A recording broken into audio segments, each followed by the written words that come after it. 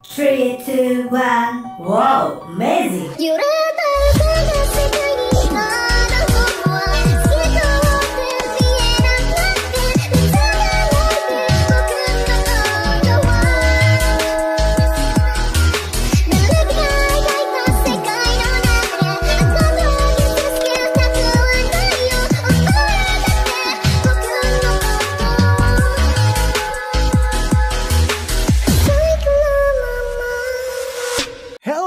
Hello my friend, Monami watashi no tomodachi. Balik lagi di cerita manhwa. Buat kalian yang mau support channel ini dengan donasi, kalian bisa pilih antara Super Thanks atau Saweria. Tapi bagusnya sih Saweria ya, karena potongannya cuma 5%. Kalau Super Thanks 30%. Untuk Saweria, kalian bisa klik di pojok kiri atas, atau kalian bisa cek di kolom deskripsi. Tapi untuk support, nggak harus dalam bentuk donasi. Dengan kalian menonton sampai habis dan memberikan like di video ini, itu udah sangat membantu mensupport channel ini. Kalian juga bisa join di grup Telegram dari komunitas cerita manhwa. Di situ kalian bisa sharing dan berbagi cerita dengan teman-teman baru. Dan nanti kalau gue ada masalah apa-apa tentang channel ini, pertama-tama gue pasti akan menginfokan terlebih dahulu di Telegram. Misalnya kayak gue telat upload, atau apalah itu. Makanya langsung join di grup Telegram ya. Tanpa perlu berlama-lama lagi, kita akan mulai aja ceritanya. Di akhir cerita chapter sebelumnya, Lin Yuxi menghilang tertelan oleh api. Sekarang kita berpindah ke benua bumi, tepatnya di domain Celestial Chenyuan. Di bawah kepemimpinan Sekte Qi dan Akademi Litian, semua sekte utama di domain Celestial Chenyuan menjadi milik fraksi ledakan surgawi. Domain Celestial lain memiliki beberapa sekte yang tidak terima, tapi mereka secara bertahap menyerah di bawah tekanan Sekte Qi. Karena kebaikan terhadap Sukyue, Buddha Cheng dipilih sebagai juru bicara fraksi ledakan surgawi di benua bumi oleh berbagai kekuatan utama. Hal itu telah terjadi selama beberapa waktu. Karena hal inilah, Buddha Cheng mendapatkan banyak harta karun langit dan bumi dari berbagai kekuatan. Dan ini membuat kekuatannya meningkat secara drastis. Hari ini semua orang mendapatkan kabar bahwa Sukyue dan yang lainnya akan datang ke benua bumi. Karena itu, pasukan utama berkumpul satu demi satu untuk menyambut kedatangan pemimpin fraksi. Tidak lama kemudian, mereka akhirnya muncul. Buddha Zeng dan yang lainnya menyambut kedatangan Sukyue dan kawan-kawan. Selamat datang pemimpin fraksi. Umur panjang pemimpin fraksi. Buddha Cheng berkata. Teman kecilku, akhirnya kau datang kembali. Qin Sanli menambahkan. Pemimpin fraksi, udah lama aku tidak melihatmu. Pemimpin dari Sekte Qi juga berkata. Salam pemimpin fraksi. Dan juga Master Sekte. Mo Juchen langsung menjawab. Jangan panggil aku lagi dengan Master Sekte. Aku sudah bergabung dengan fraksi ledakan surgawi dan dipromosikan sebagai pelindung fraksi ledakan surgawi. Sekarang Sekte Qi juga berada di bawah saya fraksi ledakan surgawi. Kau bisa memanggilku pelindungmu mulai sekarang. Dalam hati Sukyue, sepertinya pelindungmu sudah memiliki rasa memiliki terhadap fraksi ledakan surgawi. Ini adalah hal yang bagus. Pemimpin dari Akademi Seven Star juga berkata, Pemimpin fraksi Su, aku tidak tahu apa kau masih mengingat dekan Akademi Seven Star ini. Kami dipercaya olehmu untuk melindungi seorang wanita bernama Lin Yuxi secara diam-diam. Kami sudah melakukan dosa yang pantas untuk dihukum mati. Murid Akademi Seven Star kami telah membuat kesalahan saat melindunginya secara diam-diam. Kami membiarkan gadis Lin Yuxi itu menghilang begitu aja. Apa? Menghilang? Prediksi penuh tanya. Lin Yuxi? Nona Liu berkata, wanita mana lagi tuh? Sukyue mencoba mengalihkan pembicaraan. Ya udah, lebih baik kita tidak membicarakan hal ini dulu. Kita sudah melewati perjalanan yang jauh. Jadi, alangkah bagusnya kita istirahat dulu di Sekte Qi. Di bawah pengaturan wakil master Sekte Qi, semua orang menetap di Sekte Qi. Sedangkan Sukyue sedang berdiskusi dengan dekan dari Seven Star. Lin Yuxi menghilang. Sebenarnya apa yang terjadi? Lapor pemimpin fraksi. Nona Lin telah mengejar warisan selama beberapa tahun terakhir. Meskipun ada beberapa orang yang mengganggunya, mereka secara diam-diam ditangani oleh kami. Tapi 2 tahun yang lalu, dia memasuki danau Heaven, Fire, and Ice. Sejak saat itu, dia menghilang tanpa jejak dan tidak ada berita tentangnya. Hah? Danau Heaven, Fire, and Ice? Iya, Danau Heaven, Fire, and Ice adalah sebuah danau yang beku oleh salju selama bertahun-tahun. Tapi ada sebuah api putih di tengah danau itu dan tidak pernah padam selama bertahun-tahun. Selama bertahun-tahun, ada banyak kultivator yang mendekati api itu. Menurut legenda, mereka yang bisa menyentuh api itu bisa mendapatkan warisan. Sukyue langsung menjawab. Tapi sampai saat ini, nggak ada orang yang berhasil kan? Luar biasa, tebakanmu benar pemimpin fraksi. Sampai sekarang, bahkan tidak ada yang pernah bisa mendekati api itu. Selama kau mendekat, cahaya yang kuat akan meletus dan saat kau sadar, kau sudah kembali ke tepi danau. Jadi, kedua murid yang dikirim untuk melindunginya secara diam-diam tidak bisa menduganya. Dan Nona Lin menghilang begitu aja. Duanjire berkata, itu berarti Nona Lin sedang menerima warisan. Ergozi menambahkan, nggak semudah itu, sebagian besar rumor itu palsu. Aku khawatir dia masuk ke dalam jebakan dan terjebak di dalam sana. Dekan itu berkata, "Aku tidak melakukan pekerjaan yang cukup baik untuk melindungi Nona Lin. Tolong hukum aku, pemimpin fraksi." Suke berkata, gadis itu masuk ke danau sendirian. Dan para murid tidak mungkin untuk menghentikannya. Jadi ini bukan salahmu. Sekarang di mana danau Heaven Fire and Ice itu? Segera bawa kami ke sana. Ingatlah untuk pergi dengan tenang. Jangan sampai Cixia dan yang lainnya sampai tahu. Sekarang mereka berada di danau Heaven Fire and Ice. Suke berkata, ternyata benar ada nyala api di tengah danaunya. Bagaimana bisa ada nyala api yang begitu menyilaukan di tempat yang sedingin ini? Yaudah, ayo kita periksa terlebih dahulu. Mereka mulai mendekat ke nyala api itu. Kita sudah terbang mendekat cukup lama, tapi jarak ke nyala apinya sama sekali tidak mendekat. Ini benar-benar aneh, Ergozi berkata. Tunggu, danau ini, dewa ini sepertinya sedikit mengingatnya. Hah? Kenapa kau tahu segalanya? Apa kau ada di mana-mana? Hei, dewa ini sudah menjalani kehidupan selama beberapa kali. Tenang aja, biarkan dewa ini mengingatnya terlebih dahulu. Sepertinya ada hal seperti ini di Sekte Mighty. Tiba-tiba, peri Cixia muncul. Bagaimana bisa kau tahu Sekte Mighty? Saat melihat itu, Suke langsung terkaget-kaget. Acah, kenapa kau ada di sini? Hei, kenapa kau terkejut? Aku merasakan kalau kau pergi. Jadi aku mengikutimu untuk melihat apa yang terjadi. Gini aja, seorang teman lamaku sedang dalam bahaya. Dia terjebak di dalam danau es ini. Ergozi menambahkan, gadis kecil, bagaimana dewa ini nggak tahu Sekte Mighty? Sekte Mighty didirikan oleh dewa ini. Anjing kecil, jangan bercanda. Aku ini adalah keturunan yang tersisa dari Sekte Mighty. Bagaimana mungkin itu kau? Pendiri Sekte Mighty adalah leluhur Qilin. Sukui menegaskan, Aceh, Ergozi ini benar-benar tidak berbohong kali ini. Dia adalah reinkarnasi dari leluhur Qilin. Kalau nggak salah, Patua Duan itu kan juga tahu tentang ini. Memangnya kau nggak dikasih tahu sama dia? Peri Cixia langsung memandang Duan Jude. Duan Jude? Duan Jude langsung salah tingkah. Leluhur Qilin apa? Orang tua ini nggak pernah mengetahui itu. Suke menjelaskan lagi. Ergozi pernah menelan esensi darah Qilin dan dia kembali ke bentuk leluhur Qilin. Kita semua menyaksikannya dengan mata kepala sendiri. Bagaimana bisa kau nggak tahu hal itu? Peri Cixia menegaskan lagi. Duan Jude? Duan Jude masih coba untuk berkelit. Bocah, jangan bicara omong kosong kau. Orang tua ini nggak melihat apapun kok. Ergozi, cepat telan darah Qilin itu. Dan kembali lagi dalam bentuk leluhur Qilin. Jadi kita bisa membuktikannya kepada Aceh. Ergozi menjawab, jangan bicarakan itu. Masalah itu hanya membuat dewa ini kesal. Esensi darah dewa ini hilang tak kemana. Sukui langsung mengeluarkan esensi darah. Aduh, lihatlah dirimu. Kau ini benar-benar ceroboh.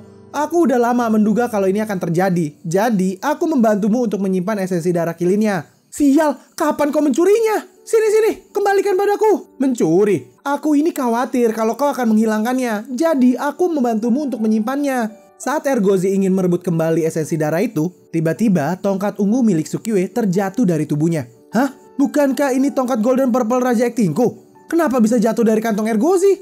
Hei Ergozi! Hehehe, saat itu kau sedang berkultivasi di lembah makam abadi. Dewa ini khawatir kau mungkin akan menghancurkannya. Jadi aku mengambilnya dan menyimpannya untukmu. Aku gak bermaksud mencurinya kok. Dalam hati peri Cixia, di dalam botol itu benar-benar darah Qilin. Apa Ergozi ini benar-benar reinkarnasi leluhur Qilin? Ini terlihat seperti lelucon. Dia sama sekali tidak memiliki bayangan dari leluhur Qilin yang agung. Lupakanlah, terlepas dari dia beneran leluhur Qilin atau bukan, aku pura-pura aja tidak pernah mendengarnya. Duan Jude mulai mengalihkan pembicaraan. Semuanya, berhentilah membicarakan tongkat Golden Purple Raja Acting itu. Ada sesuatu di bawah danau ini. Lihatlah, saat dia menyingkirkan salju yang ada di atas danau itu, sebuah peti mati terlihat.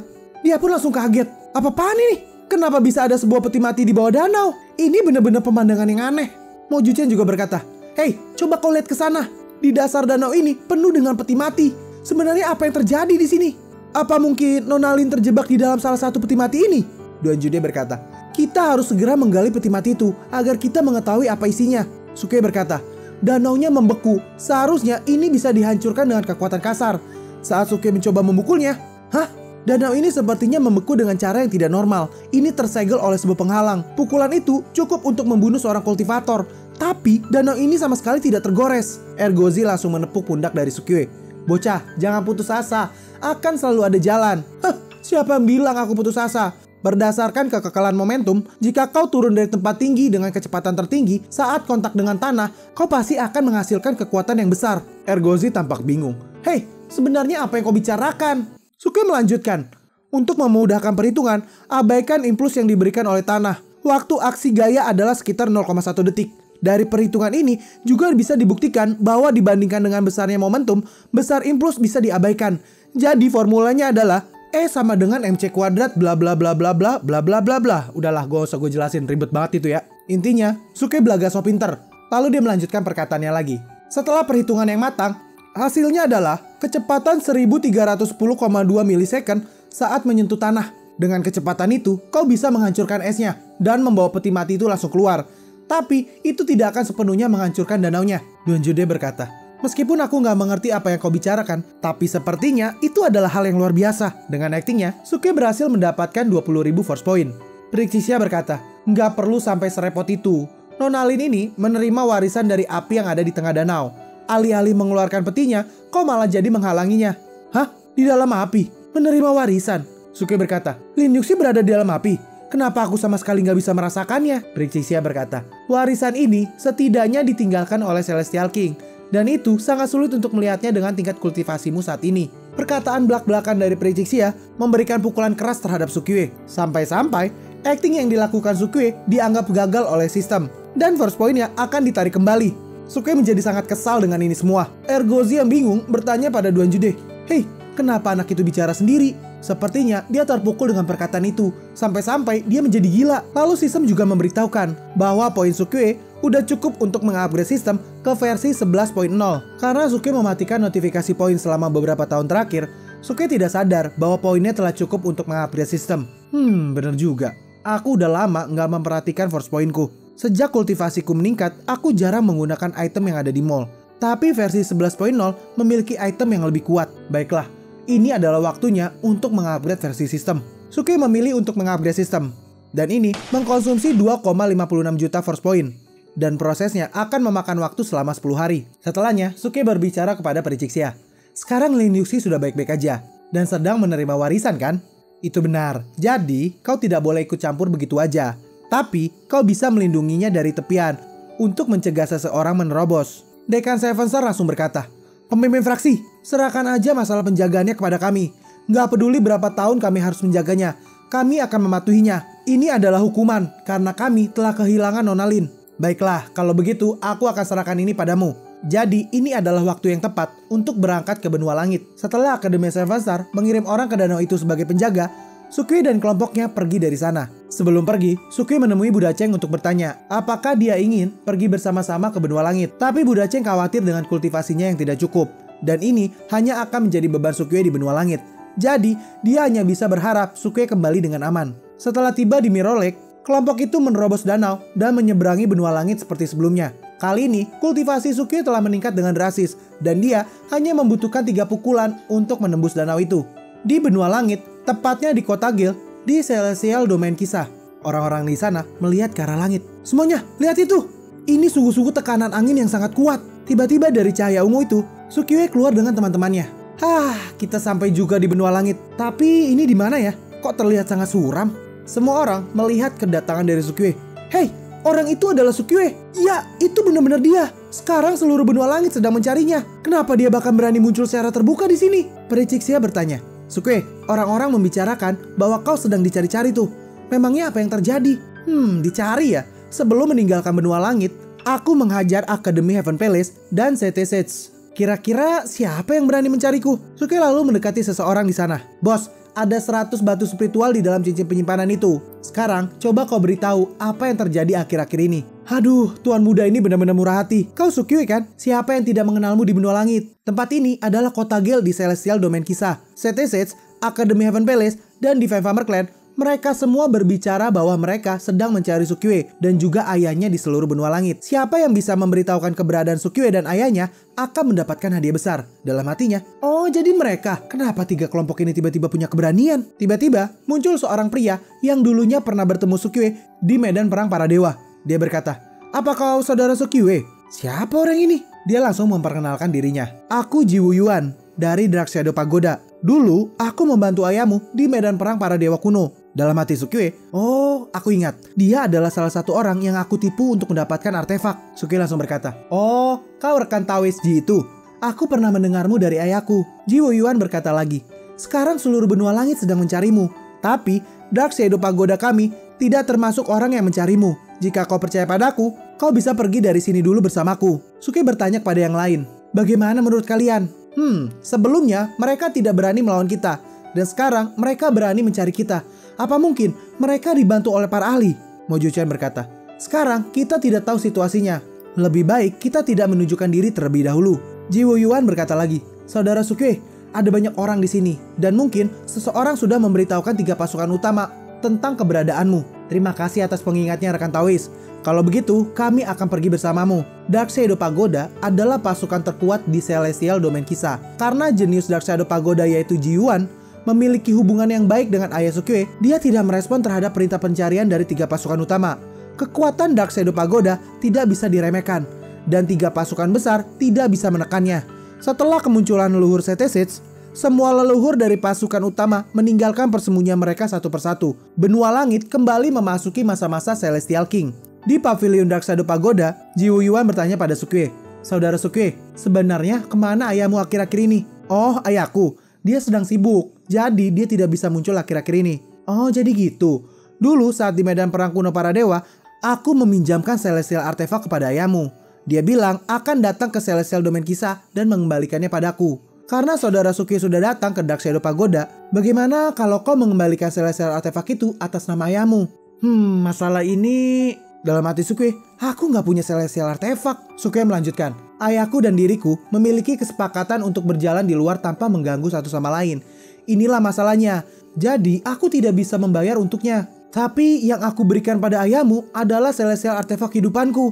Ngomong-ngomong, kapan aku bisa bertemu dengannya? Tenang aja, mungkin karena dia sedang mempersiapkan artefak yang lebih baik untukmu, jadi dia tidak muncul untuk beberapa saat. Oh, jadi begitu. Yaudah, saudara Sukue, jika Celestial King di benua ini mencarimu, bagaimana kau akan berurusan dengan mereka? Masalah ini memang agak merepotkan. Dalam hati Sukue, aku nggak menduga para pasukan itu punya leluhur Celestial King yang sedang mundur. Aku pikir mereka akan mati setelah sekarat. Kalau 1 atau 2 Celestial King, aku dan Ace bisa mengatasinya. Tapi jika ada yang di atas Celestial King, aku hanya bisa bersembunyi. Mojo Chen mulai pucat. Dalam hatinya, Celestial King sudah keluar. Benua langit menjadi sangat berbahaya lagi kali ini. Dalam hati prediksi ya, Celestial King. Bahkan ada yang di atas Celestial King. Meskipun Sukue punya bakat yang bagus, ini bukan waktunya menghadapi musuh yang sangat kuat. Tiba-tiba seorang wanita muncul. Wuyuan, kenapa kau masih di sini? Dewa obat dari Divine Farmer Clan akan segera tiba. Apa? Dia segera tiba? Sukue memandangi wanita itu. Cantik juga. Aku tidak menduga, ternyata tempat suram ini punya wanita secantik itu. Tapi kenapa aku merasakan niat membunuh yang sangat kuat? Wanita ini berkata lagi, apakah kau Sukue? Dan juga Wuyuan, kenapa mereka di sini? Wuyuan menjelaskan, mereka dicari oleh 3 pasukan utama. Jadi mereka bisa menghindari itu semua dengan berada di Dark Shadow Pagoda. Sukue berkata, rekan Taois Ji, itu nggak perlu. Terima kasih sudah mengambil resiko untuk membawa kami ke Dark Shadow Pagoda. Aku tidak akan mengganggumu mulai dari sekarang. Saudara Sukue, wanita itu berkata lagi, itu memang benar. Mereka ini dicari oleh 3 pasukan utama. Dan Dark Shadow Pagoda telah ditekan karena tidak mengungkapkan posisi mereka. Jika dunia luar tahu kalau Dark Shadow Pagoda membawa mereka, sebelum wanita ini menyelesaikan perkataannya, Sukue langsung memotong. Hehe, aku berubah pikiran. Kita akan tinggal di sini untuk sementara. Hei, apa kau bercanda? Setelah udah panjang lebar ngomong tadi, Wuyuan baru mulai memperkenalkan kakaknya. Saudara Sukue, ini adalah kakakku, Ji Qinghang. Dia suka bicara belak-belakan. Lalu Ji Qinghang berkata lagi, sekarang 3 pasukan utama bekerja sama mencarimu. Dark Shadow Pagoda kami tidak akan mengambil tindakan. Dengan ini, kami sudah memberikanmu banyak wajah. Dewa obat dari Divine Farmer Clan akan segera datang ke sini untuk berdiskusi. Saat itu, dia pasti akan mengetahui keberadaanmu di sini. 3 pasukan utama pasti akan bekerja sama untuk menyerang Dark Shadow Pagoda. Ji Wuyuan berkata lagi, kakak, kalau mereka pergi sekarang, mereka bisa saja berpapasan di jalan. Sukue berkata, Dewa obat dari Divine Farmer Clan, apa yang dia lakukan di sini? Saudara Sukue pasti tidak mengetahuinya. Tapi kakak tetua kami, Ji Wufeng, menderita penyakit aneh. Dark Shadow Pagoda didirikan bersama oleh 3 keluarga. Dalam beberapa tahun terakhir, posisi Holy Sun diwarisi oleh ayahku dan Wufeng. Tapi saudara Wufeng hanya bisa berbaring di tempat tidur untuk berkultivasi. Dan dia tidak punya tempat untuk menunjukkan kultivasinya. Kami mengundang Dewa Obat dari Divine Farmer Clan untuk datang dan mengobati penyakitnya. Jika penyakit kakak tetua Wufeng tidak bisa disembuhkan, posisi Holy Sun akan diam-diam diambil oleh keluarga Cheng. Divine Farmer Clan adalah salah satu dari 3 pasukan utama yang memberikan perintah pencarianmu. Aku tidak bisa membuat Dark Shadow Pagoda tidak merespon perintah itu untuk waktu yang lama. Kali ini, saat Dewa Obat datang, aku khawatir dia pasti akan mengajukan berbagai ancaman. Tapi kali ini aku bertemu dengan saudara Sukiyue. Aku dengar ayahmu ahli dalam hal pengobatan. Dia bahkan bisa menyembuhkan Taman Persik Danau Giok yang tidak bisa dilakukan oleh Divine Farmer Clan. Jika kau bisa membuat ayahmu menyembuhkan kakak Wu Feng, sebelum dia selesai mengatakannya, Sukiyue langsung memotong. Bukan hanya Dark Shadow Pagoda tidak akan mengejarku, aku juga tidak perlu untuk mengembalikan artefak sebelumnya. Bagaimana? Jiwo Yuan merespon, saudara Sukiyue, kau ini benar-benar masuk akal. Kakak, gimana menurutmu? Syaratnya nggak sulit kok. Ji Qinghang berkata, jika saudara Wu Feng bisa disembuhkan, kalian bisa tinggal di sini selama yang kalian inginkan. Hanya saja, kalian harus berhati-hati agar tidak terlihat oleh orang-orang dari Divine Farmer Clan. Sukiyue menjawab, meskipun aku tidak tahu penyakit apa yang diderita oleh kakak tertuamu, tapi dengan kekuatan ayahku, dia pasti bisa disembuhkan. Kalian tidak perlu khawatir tentang masalah ini. Di bawah kedipan mata Sukiyue, kelompok mereka bisa tinggal di Dark Shadow Pagoda. Jiwo Yuan memerintahkan agar tidak ada seorang pun yang mengganggu mereka. Nona Liu mulai menggoda Sukiyue. Kamar-kamar ini cukup indah, dan patung Buddha ini juga cukup bagus. Ini sudah larut malam. Jadi, ayo kita pilih kamar untuk beristirahat. Nona Liu berkata seperti itu sambil menarik tangan Sukiyue. Dia menambahkan lagi, Xiaokuekue, sekamar aja denganku. Bukankah kau masih punya hutang padaku? Dari belakang, Pri Jixia berkata, Sukiyue, kamar mana yang akan kau pilih? Sukiyue mulai keringat dingin. Ini gawat. Mereka berdua mulai memperebutkan Sukiyue. Nona Liu berkata lagi, apa yang harus dipilih? Tentu saja, Xiaokuekue akan bersamaku. Pri Jixia tidak mau mengalah. Apa kau bercanda? Sukiyue, apa kau benar-benar ingin berbagi kamar dengannya? Di tengah dua pilihan, Sukiyue memutuskan, cukup, jangan bertengkar lagi. Aku memilih untuk tinggal bersama Ergozi dan yang lainnya, karena ada masalah yang harus dibahas. Dengan ini, video ini pun berakhir. Kita akan lanjut lagi di video berikutnya. Gue yakin kalian pasti penasaran kan dengan kelanjutannya? Makanya jangan lupa subscribe dan nyalakan lonceng notifikasinya agar kalian tidak ketinggalan video-video gue berikutnya. Jangan lupa juga untuk like, komen, dan share ke sosial media kalian agar makin banyak orang yang kenal dengan channel ini. Sehingga kami makin semangat untuk buat video-video berikutnya. Sekian dulu video dari Cerita Manhwa. Kita akan lanjut lagi di video berikutnya. Sampai jumpa semuanya and sayonara. This is Cerita Manhwa untuk lo semua. Jangan lupa sawer jika kalian suka. Hei kalian, mohon perhatian. Ini ku persembahkan untuk kalian. Aku butuh cuan untuk kebutuhan, karena editor pun butuh asupan. Lirik ini tanpa kepalsuan. Dengan ini cukup sekian. Terima kasih.